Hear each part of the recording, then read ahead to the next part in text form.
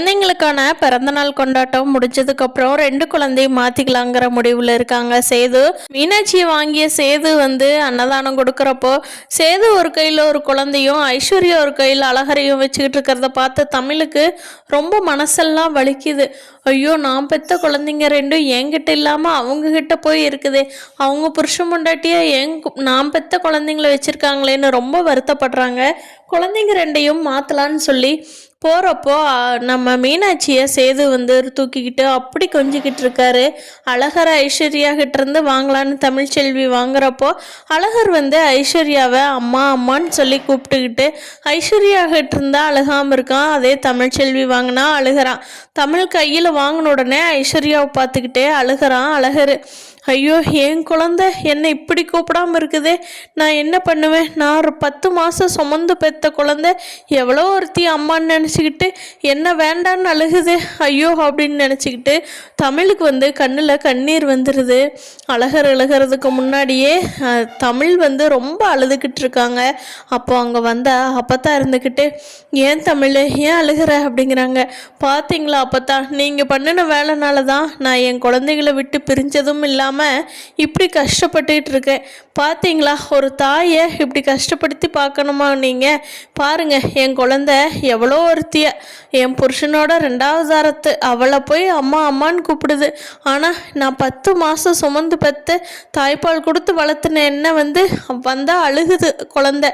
அப்போது பார்த்துங்க பாட்டி, என்னோட நிலமைய உங்களுக்கும் புரியும் தானே அப்பத்தா அப்படிங்கிறாங்க தமிழ். அப்போது அப்பத்தான் இருந்துக்கிட்டு ஆமாம் தமிழ், புரியுது, உன்னோட ஃபீலிங்ஸ் எனக்கு புரியாமல் இல்லை. தப்பு தான் நான் பண்ணினது சில விஷயங்கள் நல்லதுன்னு நினச்சி பண்ணினேன். அது நான் ஒன்று நினச்சி பண்ணேன், அது எங்கெங்கேயோ போயிருச்சு தமிழ், என்னை மன்னிச்சிரு ஆத்தா. ஆத்தா, நான் பண்ணின தப்புக்கு நானே பிராயச்சித்தம் தேடுறேன் ஆத்தா அப்படிங்கிறாங்க. உங்களால் என்ன பண்ண முடியும் பாட்டி? செஞ்சதெல்லாம் செஞ்சுட்டு இனிமேல் என்ன பண்ண முடியும் அப்படிங்கிறாங்க. அதுக்கு அப்பத்தான் இருந்துக்கிட்டு எல்லாரும் அங்கே நின்றுக்கிட்டு இருக்கிறப்போ அப்பத்தா ராஜாங்கம் இங்கே வாப்பா அப்படிங்கிறாங்க. ராஜாங்கம் சொல்லுங்கம்மா, ஏன் என்ன கூப்பிட்டீங்க அப்படிங்கிறாங்க. இங்கே பாருப்பா, என்ன இருந்தாலும் தமிழ்ச்செல்வியோட குழந்தைங்க தான் 2. சேதும் கூட மறுபடியும் கல்யாணம் பண்ணிக்கிட்டு ஐஸ்வர்யாவை கல்யாணம் பண்ணிக்கிட்டு சந்தோஷமாக வாழ்கிறா. ஆனால் தமிழ்ச்செல்வி அந்த 2 குழந்தைங்களுக்காகவே குழந்தைகளையும் வளர்த்துக்கிட்டு தன்னோட படிப்பையும் பார்த்துக்கிட்டு ரொம்ப கஷ்டப்பட்டுக்கிட்டு இருக்கிறா. அப்படி இருக்கும்போது அந்த குழந்தையே அவளை அம்மான்னு கூப்பிடலைன்னா ஒரு பெத்தவளோட மனசு எப்படி பாடுபடுறாச்சாங்க அப்படிங்கிறாங்க. அம்மா, அதுக்கு என்னம்மா பண்ண சொல்கிறீங்க? அழகர் ஐஸ்வர்யா கிட்ட ரொம்ப நல்லா பழகிட்டான்.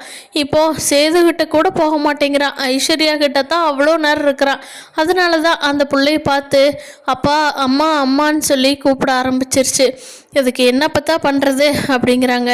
ஏப்பா, என்ன பண்ணுறதுன்னா ஒரு பெரிய பொறுப்பில் இருந்துக்கிட்டு நீ தானப்பா பதில் சொல்லணும். இப்படி எனக்கு என்ன யாருக்கோ எங்கேயோ அப்படிங்கிற மாதிரி பதில் சொன்னீங்கன்னா எப்படிப்பா அப்படிங்கிறாங்க. இப்போ நான் என்ன சொல்லணும்னு நினைக்கிறீங்கம்மா அப்படின்னு சொல்லி ராஜாங்கம் கேட்குறாங்க. அப்போது சேதுவையும் வர சொல்லுப்பா அப்படின்னு சொல்லி சேதுவையும் இங்கே வா சேது அப்படின்னு சொல்லி ராஜாங்கம் கூப்பிட்றாங்க. அங்கே நிற்கிறப்போ கூடவே ஐஸ்வர்யம் வந்துடுறாங்க. அழகர் தூக்கிட்டு சுச்சு அழுகாதீங்க தங்கம் அப்படின்னு சொல்லிட்டு கூட்டிகிட்டு வச்சுக்கிறாங்க. அப்போ தமிழ் வாங்கவே இல்லை. அழகர் அங்கே இருந்தால் தான் அழுகாமல் இருக்கிறான்னு சொல்லி அப்போதைக்கு பேசி முடிச்சுட்டு தான் எதாக இருந்தாலும் முடிவு பண்ணணும்னு சொல்லி தமிழ் அழகரை வாங்காமல் ஐஸ்வர்யா கிட்டவே விட்டுருக்காங்க. ஏது நின்னதும் அப்பா என்னை எதுக்காக கூப்பிட்டீங்க அப்படின்னு சொல்லி ராஜாங்கத்தை பார்த்து கேட்குறாங்க. அப்போது ராஜாங்கம் சொல்கிறாங்க, ஏப்பா இங்கே பாரு, தமிழ்ச்செல்வியை அம்மானு கூப்பிடாம ஐஸ்வர்யாவை அம்மானு கூப்பிடுறான் அழகர், இதுக்கு என்ன பண்ணலான்னு சொல்லி பாட்டி கேட்குறாங்கப்பா, நீயே பதில் சொல்லு பார்ப்போம், நீ சம்மந்தப்பட்டவ, உன்னை கூப்பிட்டாத்தான் கரெக்டாக இருக்குன்னு கூப்பிட்டோம்ப்பா அப்படிங்கிறாங்க.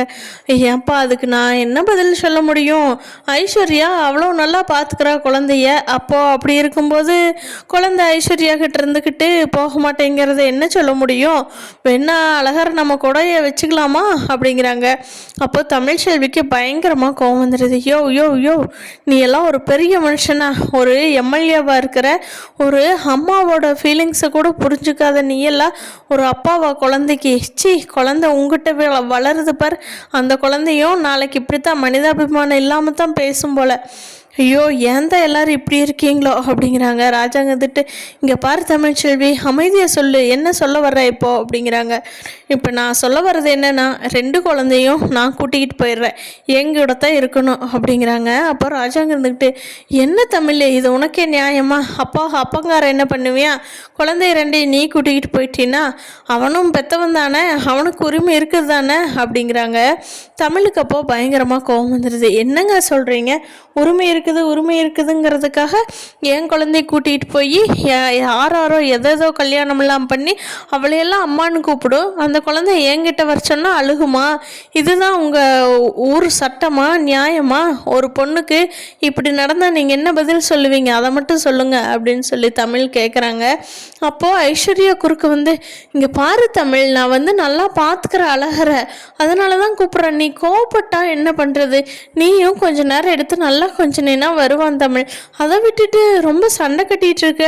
இதெல்லாம் இனிமேல் மாற்ற போகிற விஷயம் இல்லை, மாற்றக்கூடிய விஷயமும் இல்லை, யாரும் இங்கே மாற்ற சம்மதிக்கவும் மாட்டாங்க அப்படிங்கிறாங்க.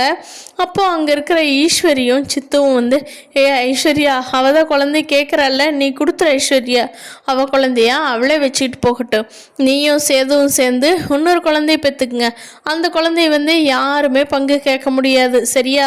அதுதான் என்றைக்குமே உன் குழந்தை நிரந்தரமாக இருக்கும். இது வந்து அடுத்தவங்களோட குழந்தையெல்லாம் உன் குழந்தையாகாது ஐஸ்வர்யா, நீ கொடுத்து விட்டு நீயே அழகரை பார்த்துக்கிட்டு கஷ்டப்பட்டுட்டு இருக்கிற, ஜாலியாக இருக்கிறத விட்டு போட்டு அப்படிங்கிறாங்க ஈஸ்வரி.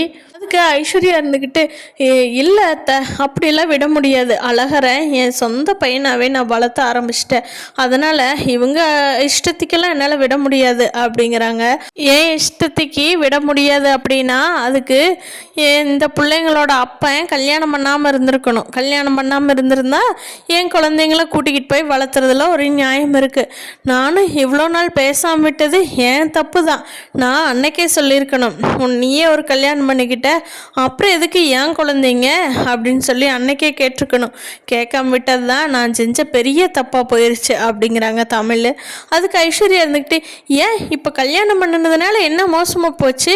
நான் தான் குழந்தைங்கள நல்லா பார்த்துக்கிறனே, குழந்தைங்க அவங்க அப்பாட்டு இருக்கிறத விட என்கிட்ட தான் அதிகமாக இருக்குது, என்னத்தான் ரொம்ப பாசமாக பார்த்துக்குதுங்க அப்படின்னு சொல்கிறாங்க. அதெல்லாம் நீ நடிப்பு பழக்கி வச்சிருக்கிறீடி, நடிப்பு. இன்னும் கொஞ்சம் பெருசானா தமிழ் கெட்டவன்னு கூட நீ சொல்லி கொடுத்தாலும் கொடுப்ப, உன்னை நம்புறதுக்கு இல்லை சாமி, 2வது தடவையா திருட்டுத்தனமாக கல்யாணம் பண்ணி வந்தவ தானே நீயே அப்படின்னு சொல்லி தமிழ் வார்த்தை விட்டுறாங்க. அப்போ ஐஸ்வர்யாவுக்கு ஒன்றும் புரிய மாட்டேங்குது, எதை சொல்கிறா, ஃபோன் பண்ணது சொல்கிறாளா இல்லை சேதுவை கல்யாணம் பண்ணது சொல்கிறாளா, எதை சொல்கிறாளான்னு ஐஸ்வர்யா யோசிச்சுட்டு இருக்காங்க. தாமரையும் அவங்க அம்மாவும் கேட்குறாங்க, நீ இப்போ என்ன சொல்கிற தமிழ் அப்படிங்கிறாங்க.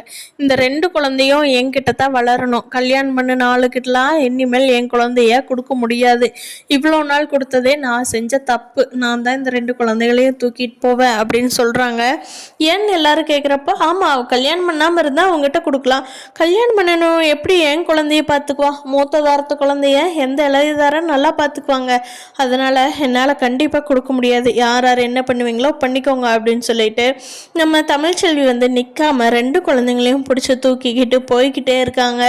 ஃப்ரெண்ட்ஸ், சின்ன மருமகளில் அடுத்து என்ன நடக்க போகுதுன்னு இந்த வீடியோ பிடிச்சிருந்தா லைக் பண்ணிக்கோங்க, நம்ம சேனல் இன்னும் சப்ஸ்கிரைப் பண்ணாதவங்க சப்ஸ்கிரைப் பண்ணிக்கோங்க. என்ன நினைக்கிறீங்கன்னு கீழே கமெண்ட் பண்ணுங்க. தேங்க்யூ.